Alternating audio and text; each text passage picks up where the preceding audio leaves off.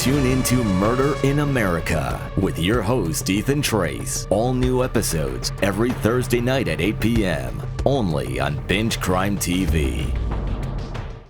Welcome, everyone, to Binge Crime TV. I'm your host, Ethan Trace. Today, our special guest is a man who was wrongfully imprisoned for a crime he did not commit for 24 years and 7 months. Please welcome Jonathan Fleming. Thank you so much for coming today. Thanks for having me, Ethan. Yeah, so I've heard your story, and it's definitely one that I want to make sure that everybody hears. So let's start off with a few questions. Tell me about life growing up in Brooklyn. Life growing up in Brooklyn was pretty rough. I grew up in Brooklyn, New York, project called Marcy Projects. There was a lot of drugs in the projects, a lot of heroin users, a lot of drug dealers, which I looked up to them as my heroes because that was my way to get out the projects. There used to be a lot of robberies. Any given day, you could just go into the building, go upstairs into where you live at and everything. It may be urine on the elevators and stuff like that. It was a very rough projects growing up the way I did. It obviously can't be easy if you feel that you got to be looking up to drug dealers to get out. It must have been pretty hard, right? Oh yes, it was. It was very hard. Did poverty have anything to do with you getting into drugs? Yes, it did. It did. When I was growing up, I watched my mother, she was a maid. She cleaned houses for a living, making $25, $30 a day. She probably was working 2-3 days a week. My father was getting disability checks, and that's all we had. So what was dealing with the police like in the 80s and 90s in New York? I know that was the time period where they were doing a lot of stop and frisk and shakedowns, wasn't it? Yes, it was a time that they would do all of that. Police could run up on you any day. If you have a lot of money on you, they may just take your money and send you on your way. They used to be setting guys up, So that was like a regular norm. If you in the project, the drug dealers be in the project, they make a lot of money. If they catch them coming out the building with money, a lot of time they'll just take their money and just kick them out the building, tell them to get up out of here. There was a lot of, crooked police during that time. It's my understanding you took a trip to Disney World before all of this happened. Tell me what was your trip to Orlando and Disney World like? Well, what made us go to Disney World? It was my son's birthday. He was turning 9 years old in the month of August, and that was the purpose of the trip. My mother, at this time, I was involved with the drugs, and I had the money to go, and I actually took my mother, my 2 sons, my girlfriend, and my godson to Disney World at the time because that's something that she really wanted to do, and I wanted to do it for my kids. So I went there. I was in Disney World, and I went there on the 12th. August 12th, and on 15th, I was notified by my cousin Aldo. My cousin, he's the one, he notified me that a friend of mine got killed. And I didn't know that I was gonna ever be accused of it, but they told me that he got killed. And the guy that got killed, his mother and my mother was a good friend. He was a good friend of mine, a very good friend. We grew up together as kids.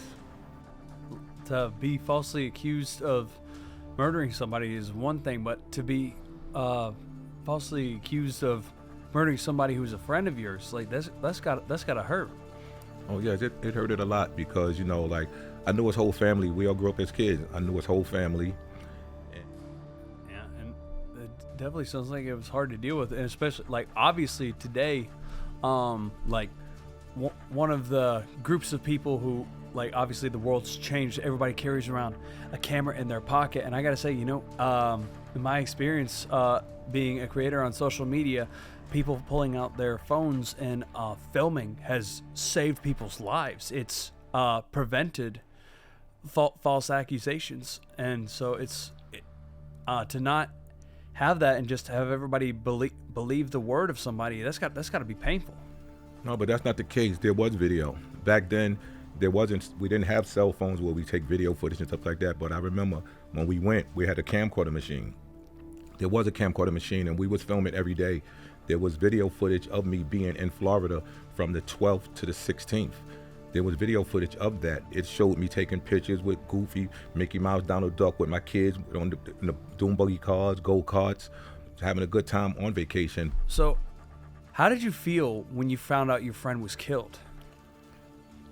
It hurted me very much. I literally actually called New York from my room, and I spoke to my cousin, and he told me, he said, your friend Black His name was Daryl Rush, but we call him Black as his nickname. He said, your friend Black got killed last night.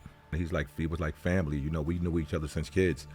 And I'll never forget it. You know, it bothered me. It brought tears to my eyes. And I actually went to my mother's room. I said, I just want to let you know, I just talked to my cousin, and he informed me that Black got killed. But my mother didn't have no idea that I was being accused of it at the time. And I didn't have no idea that I was being accused of it.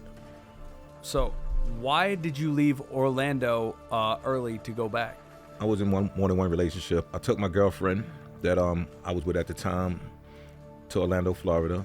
And me and her was together for years. But I was dealing with another young lady that I had met 9 months before that. And when I went to Florida with my girlfriend, the other girl, she found out that I was in Florida. She found out I was in Florida, and her girlfriend had reached out to me and told me that she was planning on leaving and going to the Bahamas because her family lived in the Bahamas. And she was telling me, if you want to save your relationship with her, you need to get back to New York. When you got to the airport in Orlando, when you planned to head back to New York early, what happened?